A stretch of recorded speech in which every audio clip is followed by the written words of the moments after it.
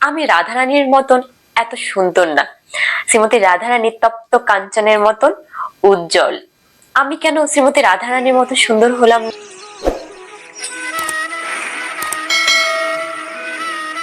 হরে কৃষ্ণ। সামনেই আসছে দোল পূর্ণিমা, আমাদের সকলের একটি পছন্দের উৎসব। এই দিনে গৌর পূর্ণিমা এবং হোলি উৎসবও পালন করা হয়। একই দিনে তিনটি উৎসব, কেন সেটা কি বলতে পারেন? আসুন আজকে আমরা এই তিনটি উৎসবের মাহাত্ম্য সম্পর্কে জানবো। তো জানতে হলে অবশ্যই আমাদের ভিডিওটির সঙ্গে থাকুন। দোল পূর্ণিমা বা গৌর পূর্ণিমা উৎসবটি পালন করতে হবে 25শে মার্চ সোমবার। যেরো নন্দন যে শচীসুত হইল সেই, বলরাম হইল নিতাই। প্রথমে আমরা জানবো গৌর পূর্ণিমা কি। গৌর পূর্ণিমা হলো মহাপ্রভুর আবির্ভাব তিথি। তিনি পতিত পাবন। এই জগতের অধমদেরকে উদ্ধার করার জন্য 1486 খ্রিস্টাব্দে মহাপ্রভুর আবির্ভাব হয়েছে। যখন উত্তর ফাল্গুনী নক্ষত্র যুক্ত ছিল, তখন সিংহ রাশিতে সিংহ লগ্নে পরমেশ্বর ভগবান শ্রীকৃষ্ণ তিনি শ্রীমতী রাধারানীর ভাবক্রান্ত নিয়ে ভক্ত রূপে আবির্ভূত হয়েছিলেন ভারতের পশ্চিমবঙ্গে মায়াপুর নামস্থান সচিমাতা এবং জগন্নাথ মিশ্রের গৃহে আবির্ভূত হয়েছিলেন শ্রী চৈতন্য মহাপ্রভু। আমাদের কলিহত জীবকে উদ্ধার করার জন্য ভগবান শ্রীকৃষ্ণ কলিযুগে শ্রী চৈতন্য মহাপ্রভু রূপে আবির্ভূত হয়েছেন। তাই এই দিনটি খুবই গুরুত্বপূর্ণ।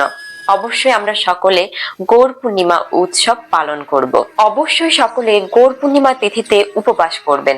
উপবাসের আগের দিন পরের দিন আমিষ আহার পরিত্যাগ করবেন। গৌর পূর্ণিমার দিন সকালে শ্রী চৈতন্য মহাপ্রভুর চরণে পুষ্প দিয়ে সংকল্প করবেন যেন আপনি নিষ্ঠার সাথে এই উপবাসটি পালন করতে পারেন। তারপর চন্দ্র উদয় বা সন্ধ্যার পর শ্রী চৈতন্য মহাপ্রভুকে মহা অভিষেক করে অনুকল্প প্রসাদ গ্রহণ করতে পারেন। তো অভিষেক যদি আপনারা বাড়িতে না করেন, আপনার নিকটস্থ যদি কোনো মন্দির থাকে তাহলে আপনি সেখানে অভিষেক করতে পারেন। যদি আপনার কাছাকাছি কোনো মন্দির না থাকে তাহলে আপনি চিত্রপটে আপনার বাড়িতে অভিষেক করতে পারেন খুবই সহজে। আমাদের সকলের বাড়িতে পঞ্চতত্ত্ব বিগ্রহ থাকে বা চিত্রপট। দুহাত তুলে মাঝখানে যিনি দাঁড়িয়ে আছেন তিনি হলেন শ্রী চৈতন্য মহাপ্রভু। সেই চিত্রপটে আমরা অভিষেক করতে পারি। শুধুমাত্র পঞ্চামৃতই দ্বারা শ্রী চৈতন্য মহাপ্রভুকে অভিষেক করা যেতে পারে। পঞ্চামৃত কি? দুধ, দই, ঘি, মধু, চিনির জল অথবা বিভিন্ন ফলের রস দ্বারা। তারপর শেষে পুষ্প অভিষেক করবেন। চৈতন্য গৌরাঙ্গ মহাপ্রভুর এই মন্ত্রটি উচ্চারণ করবেন। নমো মহাবদন্যায় কৃষ্ণ প্রেম পদায়তে কৃষ্ণায় কৃষ্ণ চৈতন্য নামনে গৌরতীর্ষেই নমঃ। অর্থাৎ আমি পরমেশ্বর ভগবান শ্রী চৈতন্য মহাপ্রভুকে সশ্রদ্ধ প্রণাম জানাই, যিনি স্বয়ং শ্রীকৃষ্ণ এবং অন্যান্য অবতার অপেক্ষা উদার এবং অত্যন্ত দুর্লভ কৃষ্ণ প্রেম প্রদান করেছেন। শ্রী চৈতন্য মহাপ্রভুকে খুব সহজে অভিষেক করে আপনারা একাদশীর মতন আহার করবেন। অবশ্যই অনুকল্প প্রসাদ গ্রহণ করবেন। একাদশীতে যেমন আমরা দুধ, সবজি, বাদাম ইত্যাদি গ্রহণ করে থাকি, তেমনি এই উপবাসেতেও সন্ধ্যাকালীন অভিষেকের পরে আপনারা সেই অনুকল্প প্রসাদ গ্রহণ করবেন। তারপর পরের দিন সূর্য উদয়ের পর সেই উপবাসের পালন করবেন। তাছাড়া আপনি সারাদিন শ্রী চৈতন্য মহাপ্রভুর লীলা এবং তার গুণমহিমা কীর্তন করতে পারেন। শ্রী চৈতন্য চরিত্রামৃত গ্রন্থটি অধ্যয়ন করতে পারেন। তো আমরা খুব সহজেই জেনে গেলাম কিভাবে শ্রী চৈতন্য মহাপ্রভুর আবির্ভাব তিথি উৎসব পালন করতে হবে। খুব সহজে আপনি আপনার বাড়িতে এই উৎসবটি পালন করতে পারেন। আমরা জানবো দোল উৎসব কি। শ্রী চৈতন্য মহাপ্রভু আবির্ভূত হয়েছিলেন কলিযুগে আর শ্রীকৃষ্ণ দাপরে। তো এই দাপরের লীলাতেই ভগবান শ্রীকৃষ্ণ এই দোল উৎসবটি পালন করেছিলেন। এর একটি সুন্দর একটি কাহিনী আছে যেটি খুবই মাধুর্যপূর্ণ। ভগবান শ্রীকৃষ্ণের যখন 5 থেকে 6 বছর বয়স ছিলেন, তখন তিনি তার মাকে প্রশ্ন করেছিলেন যে মা, আমার দেহ দেখো শ্যামবর্ণ, আমি রাধারানীর মতন এত সুন্দর না, শ্রীমতী রাধারানী তপ্ত কাঞ্চনের মতন উজ্জ্বল। আমি কেন শ্রীমতী রাধারানীর মতো সুন্দর হলাম না?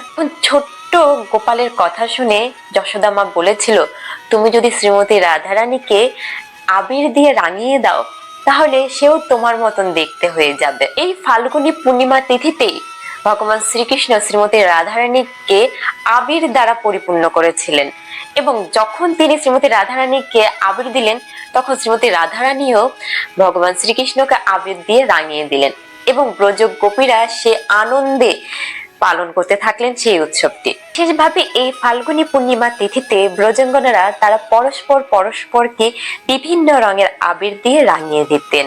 শ্রীমতী রাধারানী এবং শ্রীকৃষ্ণকে যেহেতু দোল মঞ্চে উপনিবেশ করে দোল দেওয়া হতো, তাই এই উৎসবটির নাম দোল উৎসব।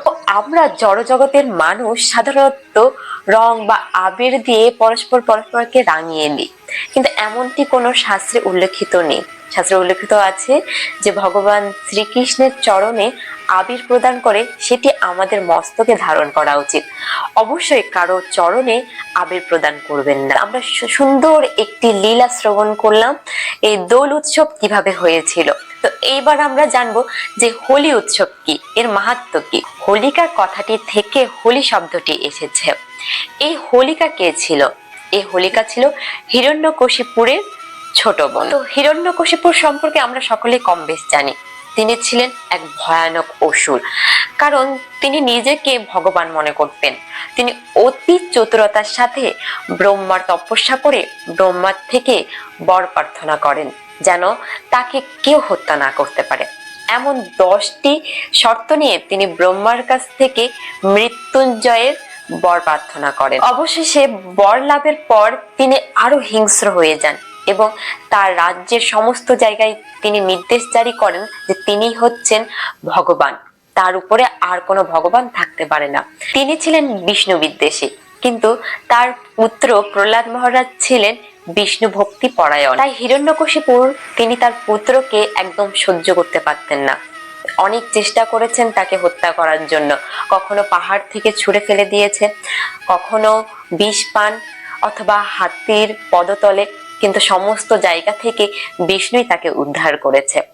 পরবর্তীতে এই হোলিকার দ্বারা তাকে দহন করার চেষ্টা করে। কচ্ছপ মুনির কন্যা হোলিকা তিনি ব্রহ্মাকে সন্তুষ্ট করে তার কাছ থেকে একটি চাদর বর রূপে লাভ করেন। সেই চাদরটির ছিল বিশেষ গুণ। চাদরটি পরিধান করে যদি হোলিকা কখনো অগ্নিতে উপবেশন করে তাহলে সেই অগ্নি তাকে স্পর্শ করতে পারবে না। হিরণ্যকশিপুরের নির্দেশ অনুযায়ী হোলিকা তিনি প্রহ্লাদ মহারাজকে অগ্নিদগ্ধ করতে প্রস্তুত হয়। তিনি তার শরীরে চাদরটি জড়িয়ে নেয় এবং তার কোলে প্রহ্লাদ মহারাজকে উপবেশন করায় এবং তার চারিদিকে অগ্নি প্রজ্বলিত করা হয়। প্রচন্ড চিৎকার করতে করতে সেই অগ্নিতে হোলিকার মৃত্যু হয়। কিন্তু প্রহ্লাদ মহারাজ যেহেতু তিনি বিষ্ণু ভক্তি পরায়ণ ছিলেন, তিনি সর্বদা সকল বিপদে তার পরমেশ্বরকে স্মরণ করতেন আর বিষ্ণুই তাকে রক্ষা করেছিল। এর থেকে আমরা একটা শিক্ষাও পাই যে কখনো যদি আমরা নিঃস্বার্থভাবে ভগবানকে স্মরণ করি তাহলে অবশ্যই ভগবান আমাদেরকে রক্ষা করবেন। যারাই বিষ্ণুর স্মরণে থাকবেন তারাই রক্ষা পাবে, আর যারা তাদের ক্ষতি করার চেষ্টা করবে বৈষ্ণবদের, তাদের এই হোলিকার মতনই দগ্ধ হতে হবে। তাই তো আমাদের সমাজে এখনো এই হোলিকা উৎসব পালন করা হয়, যাকে ন্যাড়াপোড়া বলা হয়। বাঙালিরা সাধারণত এই উৎসবটাকে ন্যাড়াপোড়া বলে, আর অন্যান্য স্থানে একে হোলিকা দহন বলা হয়। হোলি উৎসব পালন হয়েছিল দাপর যুগে, আর গৌর পূর্ণিমা শ্রী চৈতন্য মহাপ্রভু কলিযুগে যেহেতু আবির্ভাব হয়েছেন, তাই আমরা তার এই আবির্ভাব তিথিটিকে গৌর পূর্ণিমা বলি। আর হোলিকা অর্থাৎ হোলি উৎসবটি পালন করা হয় আমাদের পশুবৃত্তিকে দহন করার জন্য, তাই এই উৎসবটির নাম হোলিকা উৎসব বা হোলি উৎসব। তো এখনো আমরা সেই ছোটবেলা থেকে বলে থাকি যে আজ আমাদের ন্যাড়াপোড়া, কাল আমাদের দোল, পূর্ণিমাতে সবাই বলো হরি বল, জয় শ্রী চৈতন্য মহাপ্রভু কি জয়। তাহলে সকলে খুব সুন্দরভাবে এই উৎসবটি পালন করুন। আর অবশ্যই এখনো যদি আপনি আমার চ্যানেলটিকে সাবস্ক্রাইব না করে থাকেন তাহলে অবশ্যই চ্যানেলটিকে সাবস্ক্রাইব করে সর্বদা আমাদের সঙ্গে থাকুন। হরে কৃষ্ণ।